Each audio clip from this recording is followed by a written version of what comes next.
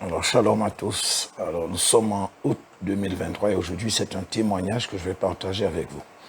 Alors, ce n'est pas de la pub que je fais pour ma chaîne ou un quelconque moyen que j'utilise pour essayer de me prendre pour ce que je ne suis pas.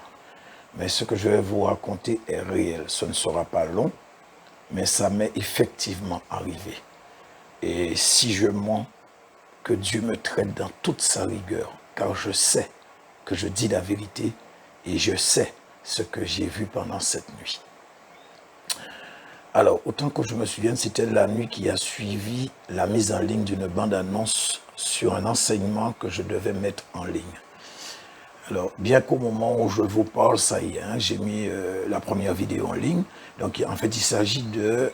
Alors, le titre, c'est « Les hommes ont rejoint les anges déchus dans leur révolte contre Dieu, d'où la prédestination ». Rassurez-vous, la suite arrive. Enfin, la suite de cet enseignement va venir. En fait, dans tout ça, j'étais fort étonné que la première vidéo n'a pas beaucoup de vues. Moins de 300 vues après environ 2 mois.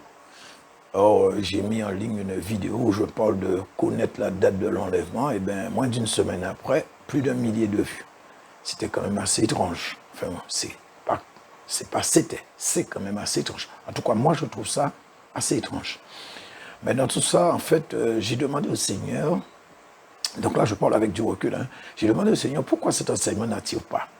Parce que pour moi, c'est l'un des plus grands mystères ou l'un des mystères les plus troublants dans la vie et qui aurait dû normalement susciter de la part des chrétiens la curiosité, je dirais même un engouement presque extrême. En fait, même s'ils ne croient pas ou même s'ils n'en ont jamais entendu parler, mais ils auraient pu essayer de chercher à comprendre de quoi il s'agit réellement.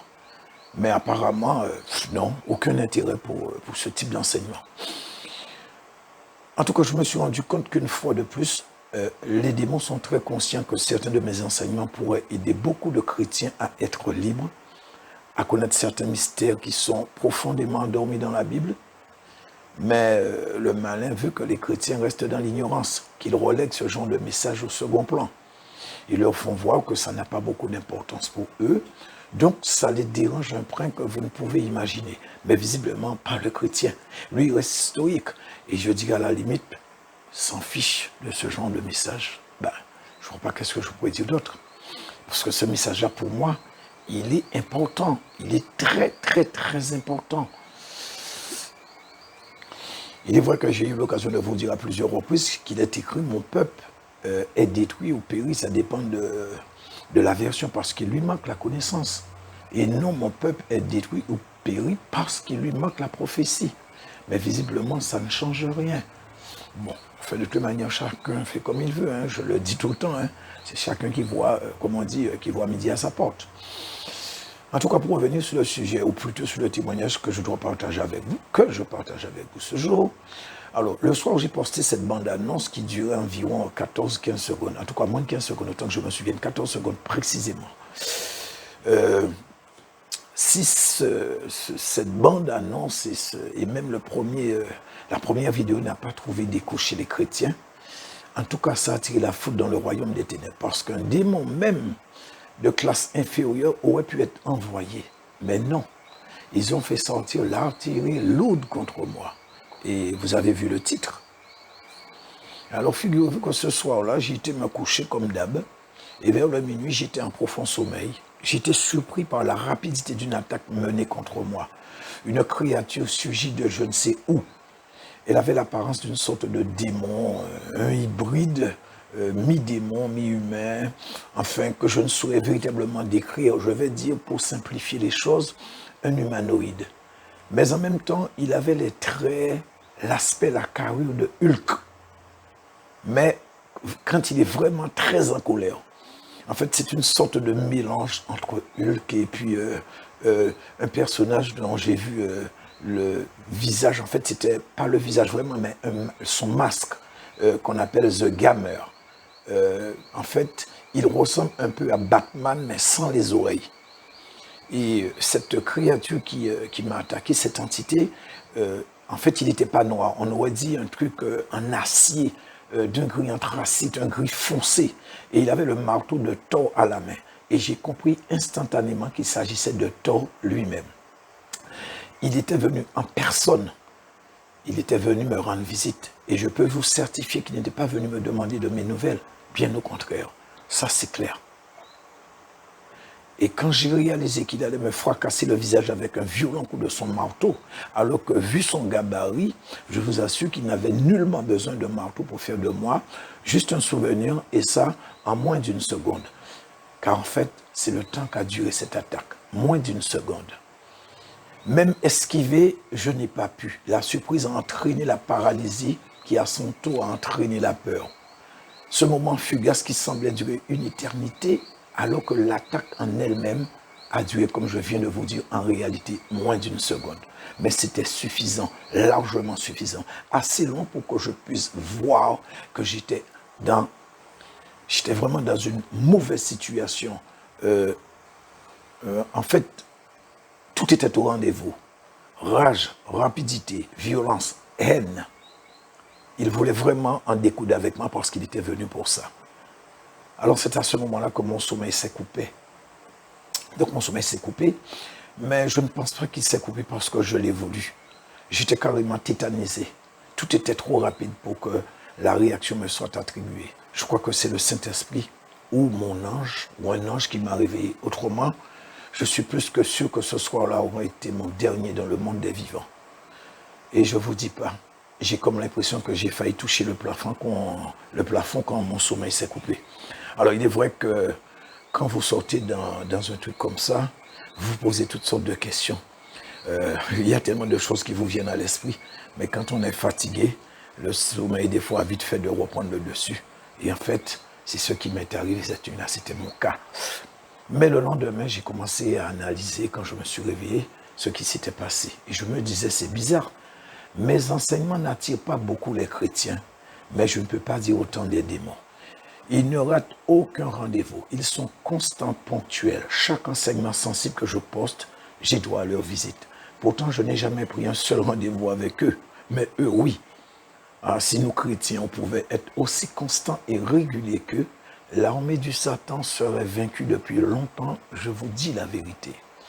Bon, alors certains pourront se dire pourquoi j'ai mis autant de temps à donner ce témoignage, parce que ça remonte, hein, ça fait déjà plusieurs mois. En fait, bon, je ne voyais pas ou je n'arrivais pas encore à prendre la dimension, l'importance, la portée de cette attaque. Ben, je l'ai un petit peu attribué ou catégorifié comme un truc normal. Pour moi, c'était en fait normal. Et en fait, c'est un témoignage que j'ai écouté d'une sœur ou d'un frère, je ne sais plus trop quoi, enfin si c'était frère ou sœur, et qui disait que le Seigneur l'avait amené visiter l'enfer, et qu'il ou elle avait vu les démons qui sont montrés dans les films de Marvel, tels que les Avengers, X-Men et autres quoi. Et cette personne disait qu'elle avait vu le démon qu'on appelait Thor. Elle a vu plusieurs autres démons, elle a donné les noms, Hulk, etc. Mais elle avait parlé aussi de Thor. Donc elle avait cité le nom de ces personnages. Et moi je me disais que, comment Thor existe? Pour moi c'était de la fiction, pour moi c'était pas réel. En tout cas ce soir-là je suis passé à la réalité en sa présence, ça je peux vous l'affirmer. Et en fait, ce qui s'est passé pendant plusieurs jours, ça ne cessait de me revenir. Étant donné que ça ne voulait plus me lâcher, c'est comme si je n'avais plus de repos. Alors je me suis dit peut-être que c'est le Saint-Esprit qui veut que je témoigne afin de faire prendre conscience aux chrétiens de la réalité, de l'existence du monde spirituel et plus particulièrement le monde des ténèbres, le monde du Satan. Parce que n'oubliez pas, nous sommes des chrétiens. Nous sommes leurs adversaires. Donc j'ai décidé de témoigner. Et j'ai eu la ferme conviction au-dedans de moi qu'effectivement c'était bien le Saint-Esprit qui voulait que je témoigne. Mais en tout cas, je vous dis la vérité, ce personnage, ce Thor en question, il existe, il est réel. Je l'ai vu de mes propres yeux. Il n'est pas le gentil qu'on nous montre dans les films là, les films de Marvel, les films de science-fiction. Ce n'est pas du tout le gentil, celui qui est venu pour libérer la terre, pour délivrer tout ça. Je vous dis, c'est tout à fait le contraire. Et quand j'analyse, j'ai l'impression qu'ils sont en train de préparer les consciences pour l'arrivée de ces personnages sur Terre, parce que je vous dis, ils vont venir. Je vous dis la vérité, ils vont venir. Parce que n'oubliez pas, le malin, il est malin. Ce n'est pas pour rien que Dieu l'appelle le malin. Il prépare les consciences et il commence avec les petits, les jeunes, les moins jeunes, les plus jeunes, etc. Et même les adultes se sont retrouvés malgré eux dans l'adulation de ce genre de personnage.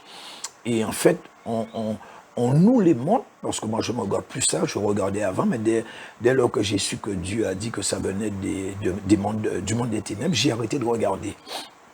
Et en fait, ils veulent que nous voyions ces personnages, en fait, pas ces entités, parce que pour eux, les gens ne savent pas que ce sont des entités, mais ce sont des personnages. Et on les voit comme des héros, ceux qui sont venus pour le bien ou qui font le bien, des défenseurs de la justice, etc.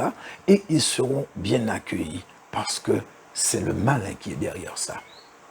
N'oubliez pas ce que dit la Bible, Satan se déguise en ange de lumière. Alors en tout cas, tout ça pour vous dire, quand je vous disais que j'ai effectivement besoin de prière, de beaucoup de prières, quand je demande de prier pour moi, vous voyez, la quantité que je demande n'est pas à usurper ou c'est pas exagéré. J'ai quand même pas moins d'une trentaine d'enseignements que j'ai commencé simultanément. Et il faut que je les mette en ligne. Mais on aurait dit qu'ils ont mis ma tête à prix dans le monde des ténèbres. Puisqu'en fait, ce n'est pas la première fois que je fais ce type de rêve. Ce n'est pas la première fois que je reçois ce genre de visite. En tout cas, dans tout ça, quand je méditais, enfin, ou du moins j'ai médité, je disais au Saint-Esprit, mais je ne comprends pas. Regarde la quantité d'attaques que je subis pour mettre en ligne mes enseignements. Ils ne veulent pas, dans le monde des ténèbres, que je divulgue ces messages sensibles. Et pourtant, ces enseignements ne sont même pas considérés.